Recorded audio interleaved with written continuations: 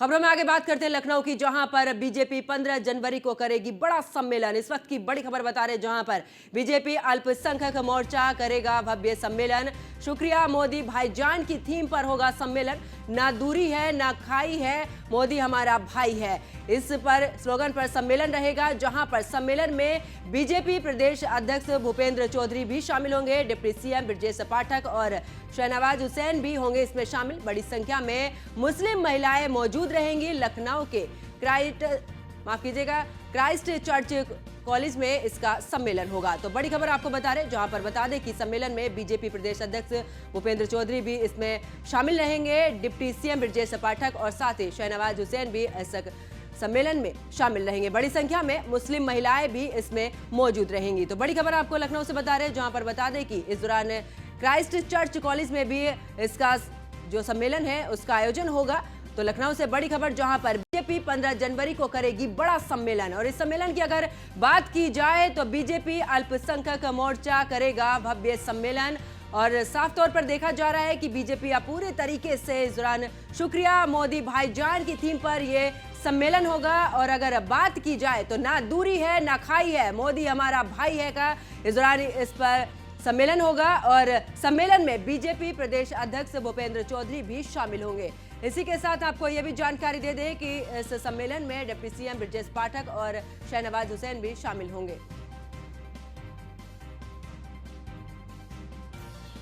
और इसी खबर पर ज्यादा जानकारी के साथ मेरे सहयोगी एसके वाजपेयी मेरे साथ में लाइव जुड़ चुके हैं। एसके, अगर अब बात की जाए तो बीजेपी बड़ा सम्मेलन करने जा रही है, क्या कुछ जानकारी सम्मेलन को लेकर?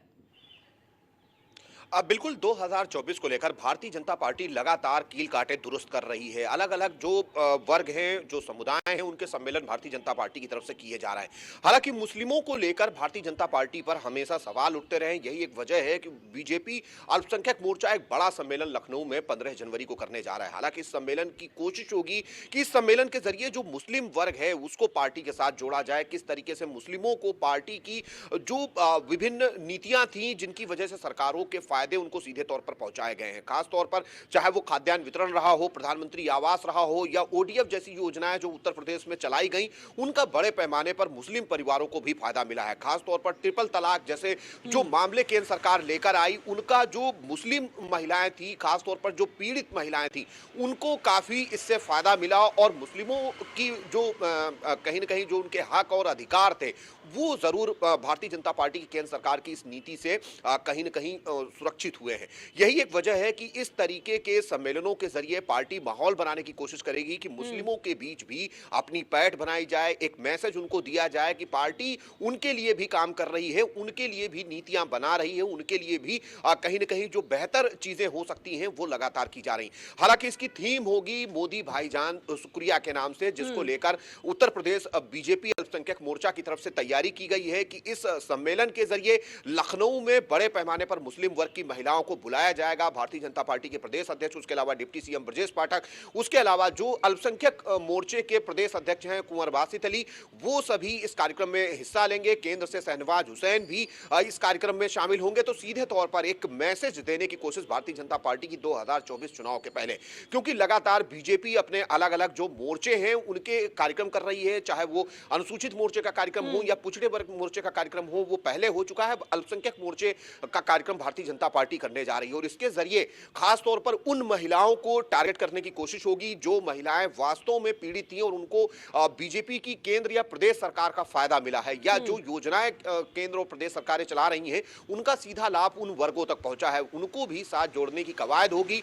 ये बताने की कोशिश होगी कि पार्टी ने आपके लिए नीतियां बनाई हैं और आप तक भी उनका फायदा पहुंचाया है। जहां तक फायदे नहीं पहुंच सके हैं, उन वर्गों तक भी उसको पहुंचाने की कोशिश सरकार की है। तो ये बहुत सारी और इस दौरान ये भी है कि जिस तरीके से विपक्ष की अगर बात की जाए तो समाजवादी पार्टी के सांसद भी हैं शफीकुर रहमान, उनकी तरफ से भी बयान हमेशा से ही मुस्लिम समुदाय को लेकर आता रहता है। वही एआईएमआईएम के भी हैं असदुद्दीन ओवैसी, तमाम आरोप लगाते हैं। लेकिन बीजेपी अब जिस तरीके से फोकस मुस्लिम समुदाय पर कर रही है, ऐसा लग रहा है कि एक के बाद एक जितने भी समुदाय हैं उस पर धीरे धीरे बीजेपी जो है अपनी पकड़ मजबूत कर रही है।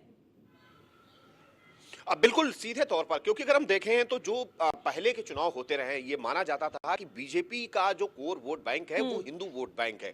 लेकिन धीरे धीरे बीजेपी उन वर्गों के लिए भी काम कर रही है जो शायद भारतीय जनता पार्टी से पहले नहीं जुड़े रहे या काफी कम संख्या में रहे, उनकी संख्या कैसे बढ़ाई जाए, क्योंकि केंद्र में लगातार भारतीय जनता पार्टी की 2 पंचवर्षीय पूरी हो चुकी हैं और तीसरी पंचवर्षीय के लिए ये चुनाव होने जा रहा है। तो सीधे तौर पर बीजेपी की कोशिश होगी कि सत्ता में वापसी की जाए। जो भी इनकम्बेंसी इस दौरान बीजेपी को फेस करनी पड़ेगी, तो वो उन वर्गों को साथ लिया जाए जो शायद पहले भारतीय जनता पार्टी के साथ नहीं रहे। हालांकि पहले के चुनावों में जो सर्वे हुए, जो चीजें निकलकर सामने आई, उसमें ये चीजें कहीं ना कहीं सामने आई थी कि बड़े पैमाने पर जो मुस्लिम महिलाएं हैं उन्होंने भारतीय जनता पार्टी को वोट किया। वजह साफ थी कि ट्रिपल तलाक जैसी जो कुप्रथा लागू थी उसको भारतीय जनता पार्टी की केंद्र सरकार ने कानून लाकर खत्म किया है। और सीधे तौर पर जो लोग इसमें संलिप्त थे उनके खिलाफ कठोर एक्शन की बात भी इस कानून के जरिए लाई गई है, जिससे कहीं ना कहीं मुस्लिम महिलाओं के अधिकार जरूर सुरक्षित हुए हैं। और जिस तरीके से तलाक के बाद वो महिलाएं अपना बहुत खराब जीवन जीने के लिए मजबूर होती थी, इस कानून के जरिए उनको संरक्षण जरूर मिला है। तो यही एक वजह है कि मुस्लिम महिलाओं ने भारतीय जनता पार्टी को पहले भी कई चुनावों में सपोर्ट किया है।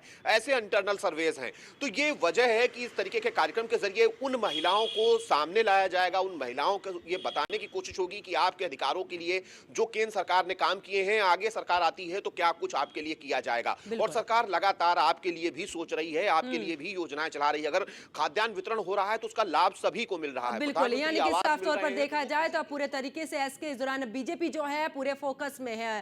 इसके बाद पे हमारे साथ बने रहिए, आगे भी आपसे अपडेट लेंगे।